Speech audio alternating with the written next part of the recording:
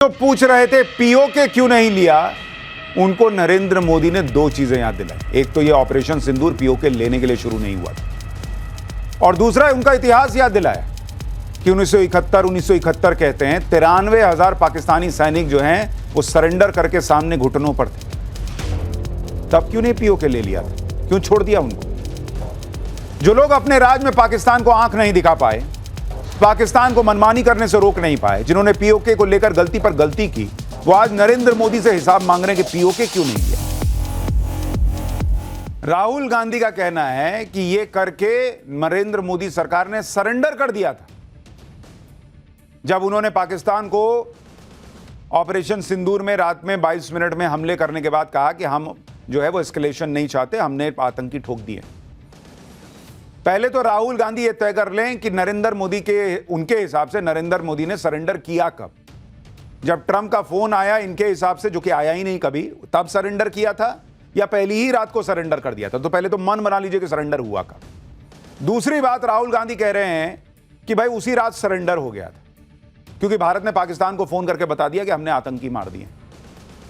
राहुल गांधी ये नहीं समझ पाए कि भारत ने जब ये कार्रवाई शुरू की, नरेंद्र मोदी ने जब खड़े होकर कहा कि हम आतंकियों को नहीं छोड़ेंगे, मिट्टी में मिलाएंगे, तब भी उन्होंने आतंकियों की बात की थी। तो पाकिस्तान को बता दिया गया कि हम आतंकी को मारने आए थे, उनको मार दिया है, चुप बैठोगे तो ठीक है, नहीं तो फिर और मारेंगे। इसमें सरेंडर कहां है बॉस? राहुल गांधी पूछ रहे हैं कि पाकिस्तान को फोड़ने के बाद उसको फोन क्यों किया, पाकिस्तान को जानकारी क्यों दे दी? लोकसभा में पीएम मोदी ने राहुल गांधी के इन सवालों का भी जवाब दिया। सुनिए पीएम मोदी ने पाकिस्तान को जानकारी देने पर क्या कहा। कुछ लोग जानबूझ करके कुछ चीजें भूलने में इंटरेस्टेड होते हैं। देश भूलता नहीं है, देश को याद है। 6 रात और 7 मई सुबह ऑपरेशन हुआ था और 7 मई को सुबह भारत ने प्रेस कॉन्फ्रेंस हमारी सेना ने की और इस प्रेस कॉन्फ्रेंस में भारत ने स्पष्ट कर दिया था और पहले दिन से क्लियर था कि हमारा लक्ष्य है आतंकी, आतंकियों के आका, आतंकियों की जो व्यवस्थाएं जहां से होती है वो, और उनके अड्डे, उनको हम ध्वस्त करना चाहते थे। और हमने प्रेस कॉन्फ्रेंस में कह दिया था, हमने हमारा काम कर दिया है, हमने जो तय किया था पूरा कर दिया है। और इसलिए 6-7 मई को ऑपरेशन हमारे यहां संतोषजनक होने के तुरंत बाद कल जो राजनाथ जी ने कहा था, मैं डंके की चोट पर दोबारा दोहराता हूं, भारत की सेना ने पाकिस्तान की सेना को चंद मिनटों में बता दिया कि हमारा ये लक्ष्य था, हमने ये लक्ष्य पूरा कर दिया है, ताकि उनको पता चले और हमें भी पता चले कि उनके दिल दिमाग में क्या चलता है।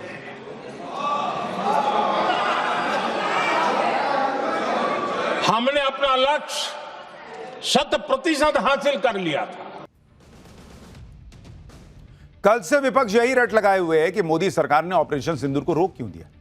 आज पीएम मोदी ने इस सवाल का भी जवाब दिया। पीएम मोदी ने कांग्रेस का पूरा कच्चा चिट्ठा निकाल दिया। पीएम ने कहा कि पहले उन्होंने सर्जिकल स्ट्राइक और एयर स्ट्राइक पर सवाल उठाए, बात नहीं बनी तो अब ऑपरेशन सिंदूर पर नया पैंतरा चल रहे हैं कि उसे रोक क्यों दिया। सुनिए पीएम को। आतंकवादी रो रहे हैं, आतंकवादियों के आका रो रहे हैं और उनको रोते देखकर यहां भी कुछ लोग रो रहे हैं।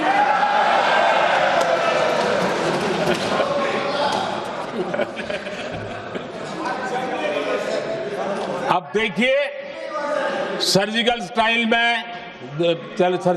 चल रही थी, उसके बाद उन्होंने एक खेल खेलने की कोशिश की, बात जमी नहीं।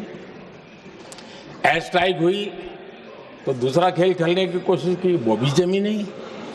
जब ये ऑपरेशन सिंदूर हुआ तो उन्होंने नया पैंतरा शुरू किया।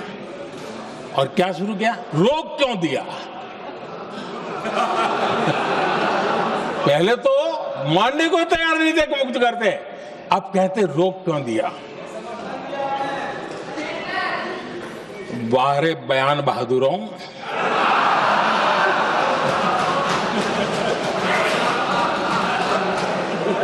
आपको विरोध का कोई न कोई बहाना चाहिए।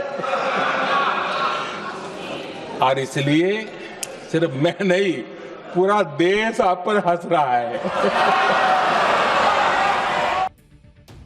विपक्ष दरअसल यह भी माहौल बना रहा था कि पीएम मोदी ने पीओके क्यों नहीं हासिल कर ली। आज पीएम मोदी ने कांग्रेस के इतिहास के पन्ने खोल दिए।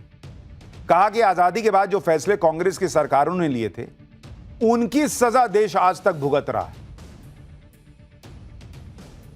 कांग्रेस ने हमेशा नेशनल सिक्योरिटी पर समझौता किया। आज जो लोग पूछ रहे हैं पीओके को वापस क्यों नहीं लिया, वैसे ये सवाल मुझे ही पूछ सकते हैं और किसको पूछ सकते हैं।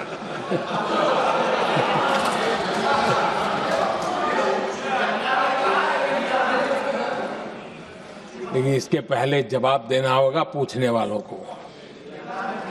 किसकी सरकार ने